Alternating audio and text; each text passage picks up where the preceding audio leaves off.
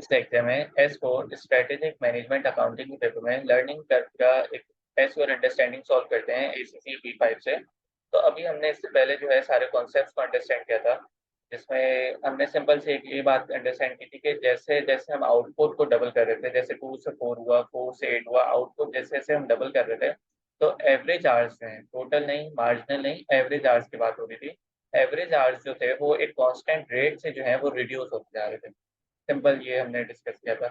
फिर हमने एक फॉर्मूला भी डिस्कस कर लिया था। फिर लर्निंग अगर बैचेस में हो रही होती है तो वो कैसे करना है वो देखा था, और सेटअप कॉल भी देखा। अब ये एक क्वेश्चन सॉल्व करते हैं। तो क्या कह रहे हैं, the first unit of a new product is expected to take 100 hours. First unit जो था वो कितने आवर्स में बन रहा है, 100 आवर्स में। तो मतलब ए इसमें गिवन है, ये जैसे हमने क्वेश्चन में देखा था, इससे पहले भी हमने सॉल्व किया, क्या था ए, क्या होता है, टाइम फॉर फर्स्ट यूनिट।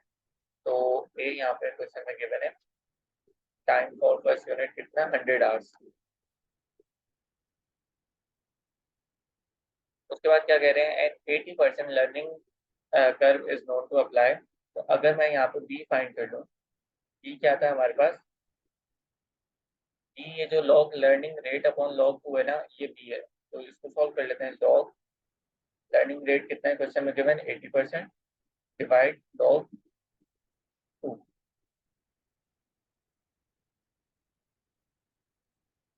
80%। तो 0.32 माइनस में आ गया। उसके बाद क्या कह रहे हैं, कैलकुलेट क्या करना है, average time per unit for first 16 units का। तो यहाँ पे हम अगर फाइंड करें, यूनिट्स कितने कितने यूनिट्स का हमें फाइंड करना है, 16 यूनिट्स का। तो सबसे फर्स्ट हमारे पास ये रिक्वायरमेंट आ गई है, ये रिक्वायरमेंट है।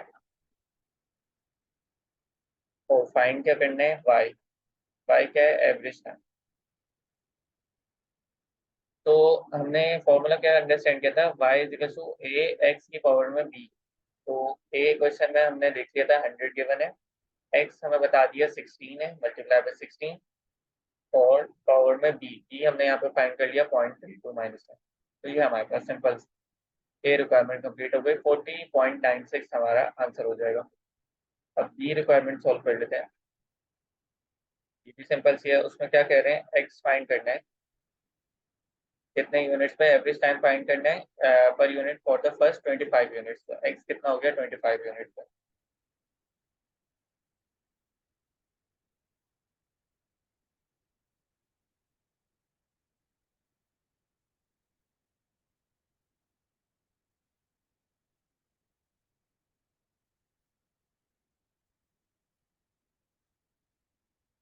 सिंपल, दोबारा से एवरेज टाइम फाइंड करते हैं।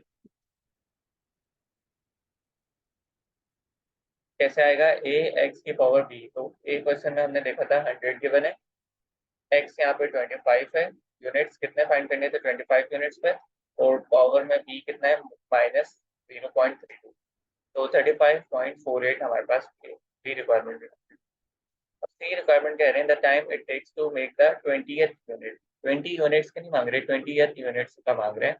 तो इसको हमने अंडरस्टैंड ही किया था, जब भी इस तरह से हमारे पास रिक्वायरमेंट आएगी, तो जिस यूनिट को आप मांग रहे होंगे, एक हमने पहले एक्स वो फाइंड करना है, मतलब X is equal to 20 find करना है, और फिर हमने एक्स फाइंड करना है 19 यूनिट्स का।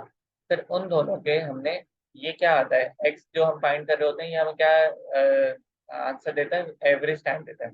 फिर हमने इनका टोटल टाइम फाइंड करना होगा, और उनका डिफरेंस जो होगा वो हमारा आंसर होगा। कैसे, इसको सॉल्व कर लेते हैं। हमने सबसे पहले एक्स फाइंड करना है 20th यूनिट पे। तो सिंपल सा इसको सॉल्व कर लेते हैं।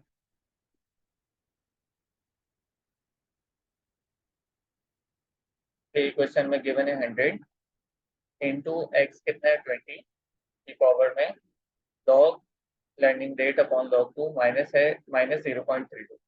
तो 38.12 आ गया। ये क्या आया है हमारे पास, यहाँ मैं लिख देता हूँ, ये है एवरेज टाइम है।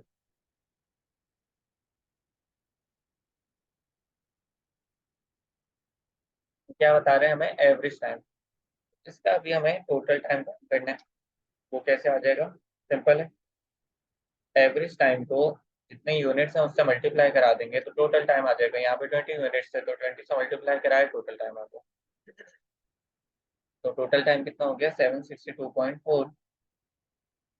ये हम फाइंड कर रहे थे एक्स जब 20 था। अब हमने फाइंड करना है एक लेस करके, एक्स फाइंड करना है अब 19 का। तो सिंपल एवरेज फाइंड कर लेते हैं, y इज इक्वल टू ए 100 है मल्टीप्लाई बाय एक्स कितना है यहाँ पे 19 और पावर में b कितना है -0.32। तो ये हमारे पास क्या आ गया, एवरेज टाइम आ गया 19 यूनिट्स पे।